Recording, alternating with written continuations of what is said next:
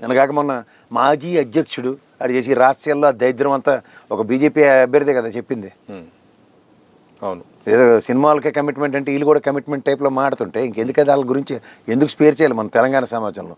స్త్రీల్ని గౌరవించే సంస్కృతి మనది, అవునా కదా? ఓకే, అలాంటి దగ్గర ఇలాంటి వాళ్ళని ఎంటర్టైన్ చేసే దగ్గర వీళ్ళకి ఎన్ని స్థానాలు ఎందుకు ఇచ్చారు అసలు? ఫస్ట్ ఆఫ్ ఆల్ సైంధవ రాజకీయాలకి తెరలేపి అటుపక్క ఏదో బీజేపీ బీఆర్ఎస్తో అంటకాగుతున్నట్టు, ఒక పక్క కాంగ్రెస్తో అంటకాగుతున్నట్టు ఢిల్లీ లెవెల్లో రేవంత్ రెడ్డితో అని చెప్పి మొత్తం కన్ఫ్యూజింగ్ స్టేటస్ క్రియేట్ చేసి మొత్తం ఓటు బ్యాంకులు చీల్చారు. ఇక్కడ ఎవరికి ఉపయోగం వాళ్ళ వల్ల?